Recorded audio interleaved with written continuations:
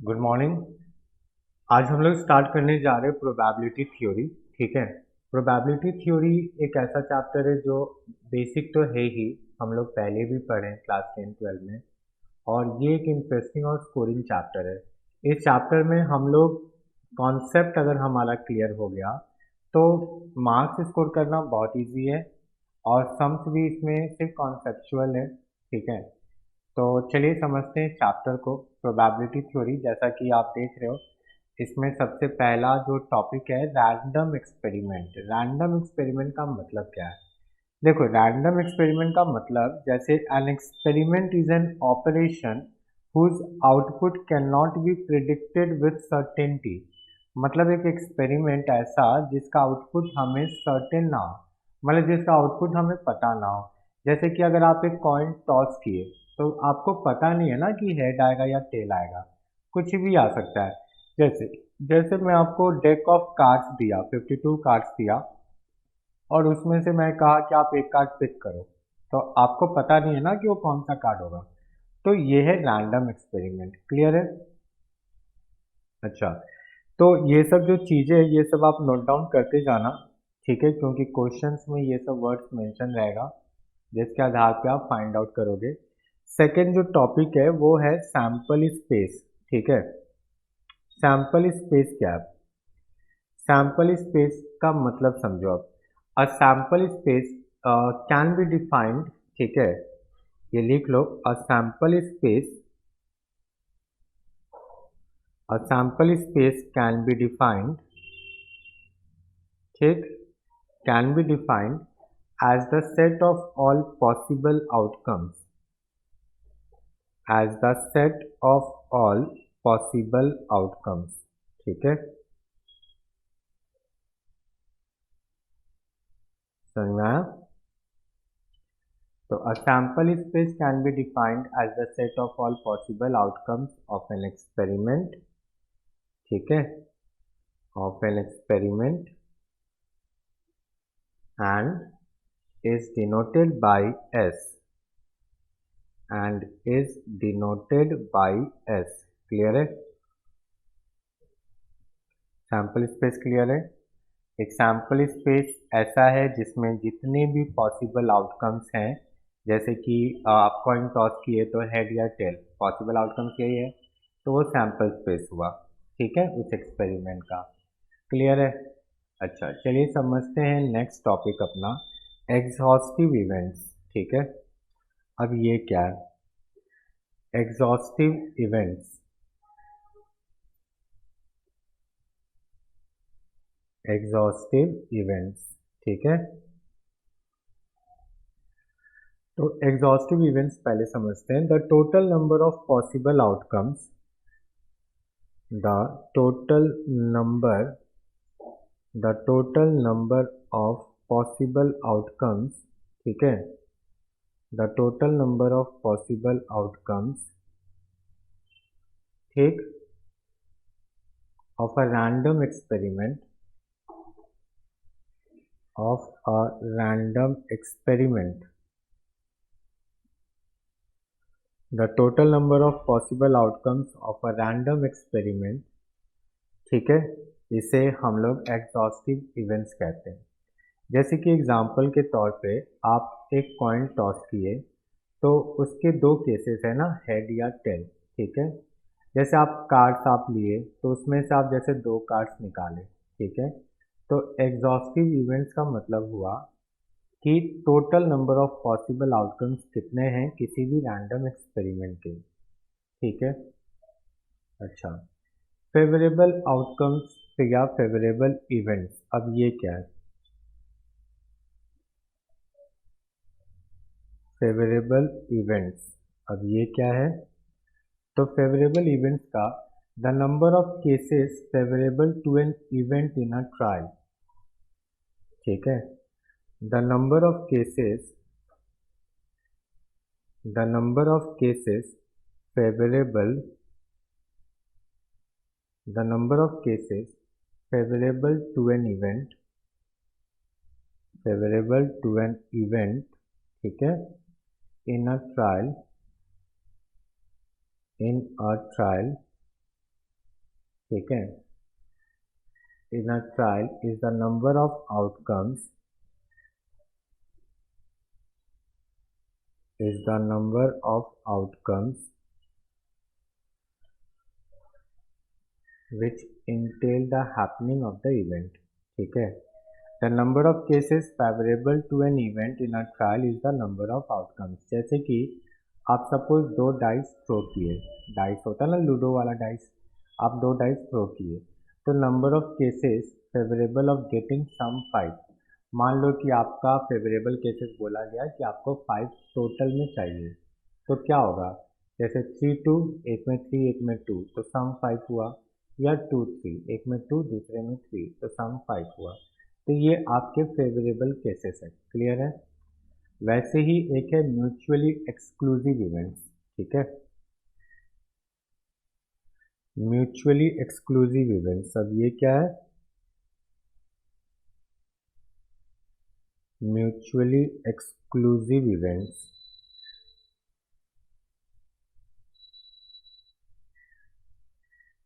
देखो, events are said to be mutually exclusive और incompatible, ठीक है, इसे इनकम्पैटिबल इवेंट्स भी कहते हैं, ये भी याद रखना, इनकम्पैटिबल इवेंट्स, ठीक है।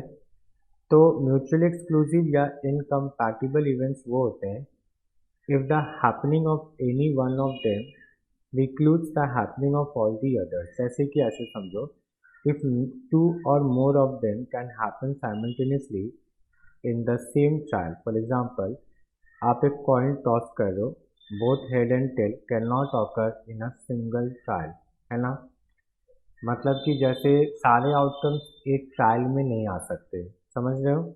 तो म्यूचुअली एक्सक्लूसिव इवेंट्स का मतलब क्या हुआ, सारे आउटकम्स सिंगल ट्रायल में नहीं आ सकते, ठीक है, मतलब all trials not occur in a single trial, ठीक है ना, ऐसे समझो पहले, ये समझ में आया।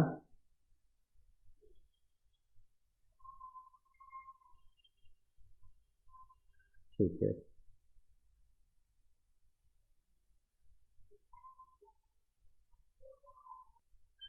देखो अब प्रोबेबिलिटी का जो जनरल फॉर्मूला है, ठीक है, प्रोबेबिलिटी का एक general formula, suppose event E है जिसका हम लोग प्रोबेबिलिटी निकाल रहे हैं, तो इसका फॉर्मूला है नंबर ऑफ फेवरेबल केसेस, ठीक है, number of favourable cases by total number of cases, ठीक है,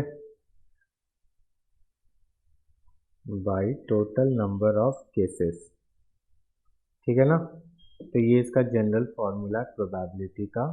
अच्छा, इसके बाद theorems,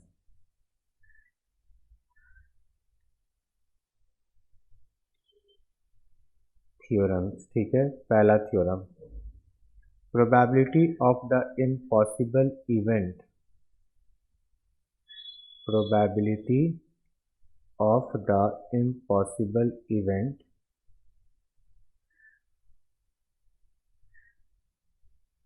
of the impossible event is 0, ठीक है। तो पहला थ्योरम है कि किसी भी इम्पॉसिबल इवेंट का जो प्रोबेबिलिटी होगा वो 0 होगा, मतलब इस तरीके से आप उसे लिख सकते हो, पहला थ्योरम ये है, ठीक है। दूसरा theorem, probability of the complementary event, probability of the complementary event, complementary event, ठीक है, जिसे हम लोग रिप्रेजेंट करते हैं ऐसे, ठीक है, कॉम्प्लीमेंट्री इवेंट ऑफ ए, मतलब ए का ये कॉम्प्लीमेंट्री इवेंट है ए बार, ठीक है, तो उसे हम लोग निकालेंगे कैसे, अगर कॉम्प्लीमेंट्री इवेंट का प्रोबेबिलिटी निकाल रहे हैं तो उसको हम लोग ऐसे निकाल सकते हैं, समझे आप, ठीक है।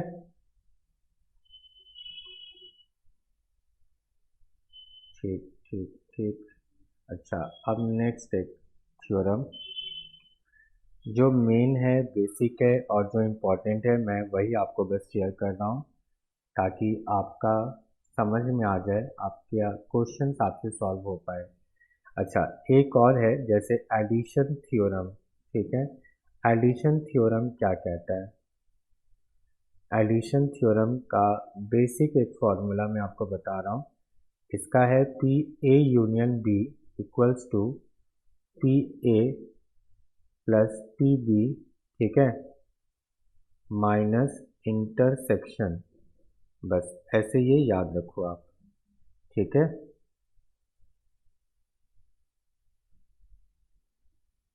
चलिए यहाँ ए यूनियन बी का फॉर्मूला है P A plus P B minus intersection. ठीक है, अच्छा ये तो दो सेट को लेकर था। अगर यही तीन सेट को लेकर अगर हो तो कैसे करेंगे? तो उसका फॉर्मूला है P A plus P B plus P C, ठीक है, minus intersection A intersection B minus B intersection C फिर माइनस ए इंटरसेक्शन सी। ठीक है, और फिर प्लस फिर आप तीनों का इंटरसेक्शन। क्लियर है ये? ठीक, अच्छा इसमें एक मल्टीप्लिकेशन थ्योरम भी है। मल्टीप्लिकेशन थ्योरम देख लो अब।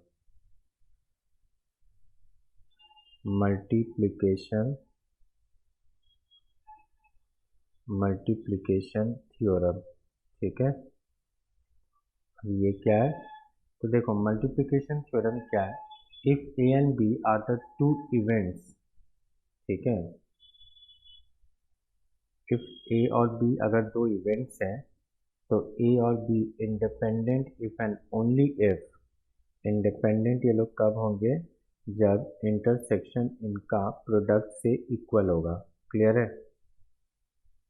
जब इनका इंटरसेक्शन प्रोडक्ट से इक्वल होगा तो इसे कहते हैं मल्टीप्लिकेशन थ्योरम। ठीक है,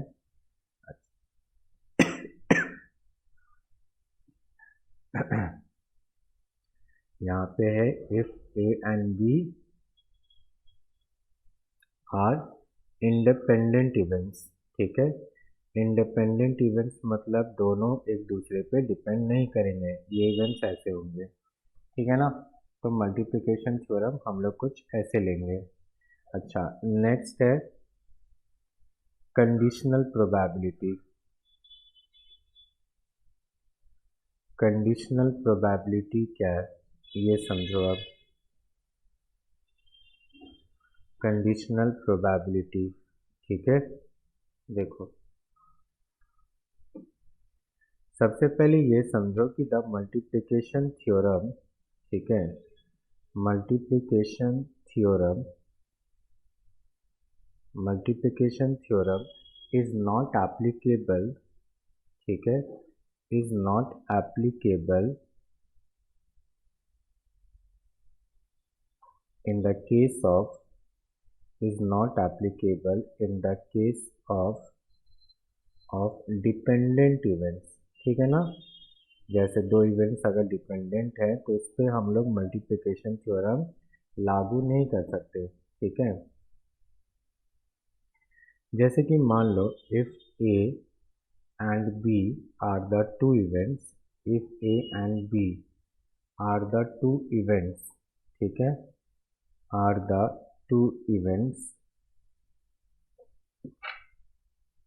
ठीक है, are said to be dependent, are said to be dependent, ठीक है, तो when b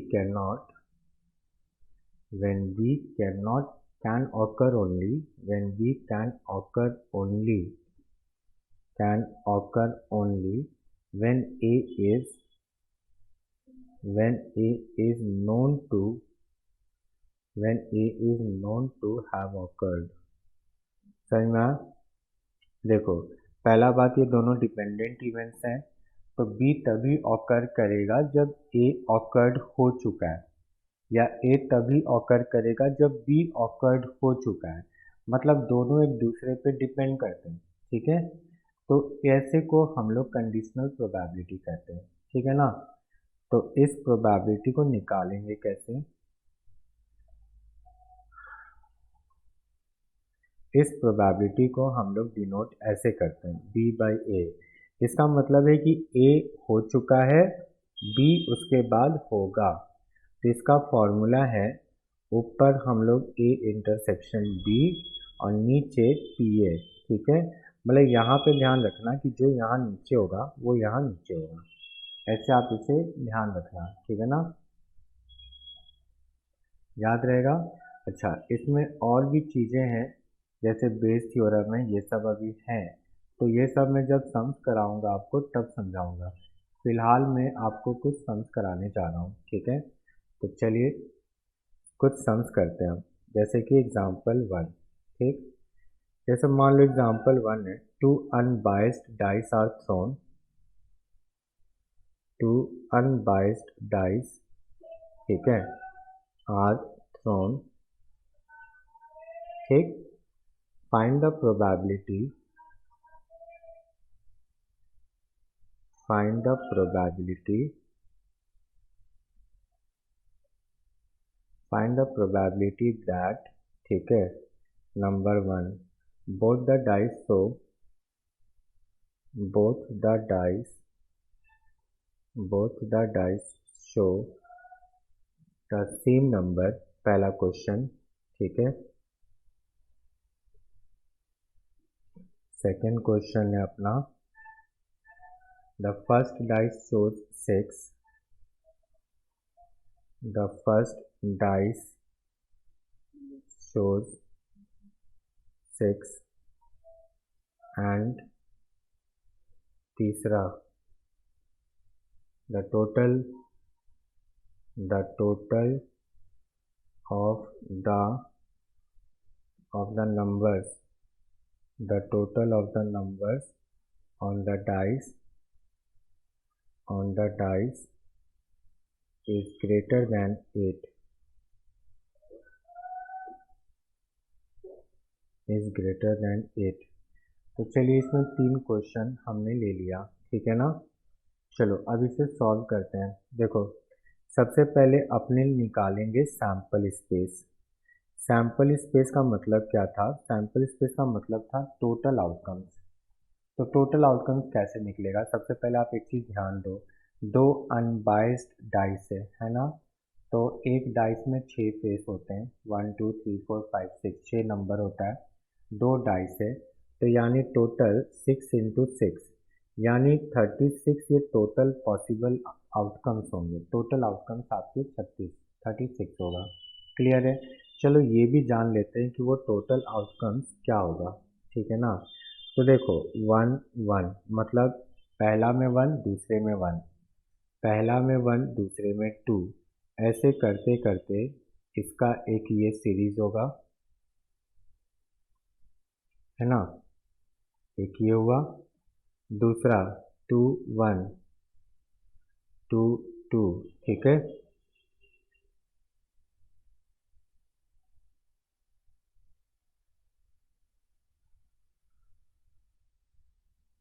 फिर 3 1 3 2 3 3, फिर 3 4 3 5, फिर 3 6, ठीक है। फिर 4 1 4 2 4 3 4 4, फिर 4 5 4 6, ठीक है। फिर 5 1 5 2 5 3 5 4 5 5 5 6, ठीक है। तो ऐसे ये पॉसिबल आउटकम्स ये होंगे आपके, ठीक है। जैसे 6 1 6 1 6 2 6 3 6 4 6 5 और ये 6 6, ठीक है। तो ये आपके टोटल पॉसिबल आउटकम्स हो गए। सैंपल स्पेस टोटल काउंट करोगे 36 केसेस है ना, 3 3 6 और ये 6, 36 केसेस है आपके सैंपल स्पेस। चलो अब जैसे इसको सॉल्व करते हैं। पहला क्वेश्चन हमारा क्या था? पहला क्वेश्चन था कि बोथ द डाइस, ठीक है, both the dice show the same number. अब देखो दोनों डाइस पे सेम नंबर आना चाहिए, ठीक है। तो इसका चलो देखो, अब दोनों डाइस पे सेम नंबर आना चाहिए। तो ऐसे कितने टोटल आउटकम्स हैं? देखो 1 2 3 4 5 6, टोटल 6 पॉसिबल आउटकम्स है ना, ठीक है। तो आप उसको ऐसे लिख लो कि आपका जो पॉसिबल आउटकम्स है वो 6 है, ठीक है। तो प्रोबेबिलिटी क्या हो जाएगा? प्रोबेबिलिटी ऑफ दिस इवेंट क्या होगा? Possible outcomes by total outcomes यानी 1/6। क्लियर है? तो ये आपके हो गया आंसर प्रोबेबिलिटी फर्स्ट क्वेश्चन का। वैसे ही सेकंड क्वेश्चन क्या कह रहा है? द फर्स्ट डाइस शोज 6, ठीक है, पहला डाइस में 6 होना चाहिए। तो चलो ये भी देखो, अब पहला डाइस में 6 होना चाहिए। तो देखो बस यही केसेस है जिसमें पहला डाइस में 6 है ना। तो इसमें भी अगर हम इस इवेंट को एनी ले लें तो इसमें भी 6 पॉसिबल आउटकम्स हैं। तो हमारा प्रोबेबिलिटी इसका भी सेम होगा 6/36। क्लियर है? मतलब 1/6, ठीक है ना। तीसरा, अब जैसे तीसरा में क्या है? The total of the numbers on the dice is greater than 8। मतलब टोटल नंबर 8 से ग्रेटर होना चाहिए। अब चलो ये कैलकुलेट करो। टोटल नंबर 8 से ग्रेटर होना चाहिए, ठीक है। तो देखो यहाँ पे 1 + 6 हाइएस्ट 7 जाएगा, तो ये नहीं लेना है। यहाँ पे हाइएस्ट 2 6 7 8 जाएगा, ये नहीं लेना। अपने को 8 से ग्रेटर चाहिए। तो देखो 3 5 8 हो रहा है, नहीं ले सकते, तो अपने 3 6 लेंगे। 3 6 लिए 9 हो रहा है, फिर 4 5, फिर 4 6, ठीक है। 3 हुआ, यहाँ से 5 4 4 5 6, ठीक, 7 8 9 10। तो अपना ऐसे टोटल 10 केसेस हैं, है ना, जिसका सम 8 से ज़्यादा होना चाहिए। 8 नहीं, 8 से ज़्यादा। जिन नंबर्स का सम, दोनों नंबर्स का सम करके आप चेक करो। जैसे कि 3 6 है, 4 5 है, 4 6 है, 5 4 है, 5 5 5 6, 6 3 6 4 6 5 6 6। ये ऐसे नंबर्स हैं जिनका सम मोर देन 8 है, ठीक है। तो इसका हो जाएगा 10/36। क्लियर है? तो ये हो गया 5/18। तो ये अपना आंसर हो गया। क्लियर है ना ये? सही ना? तो ये अपना आंसर हो गया। चलो।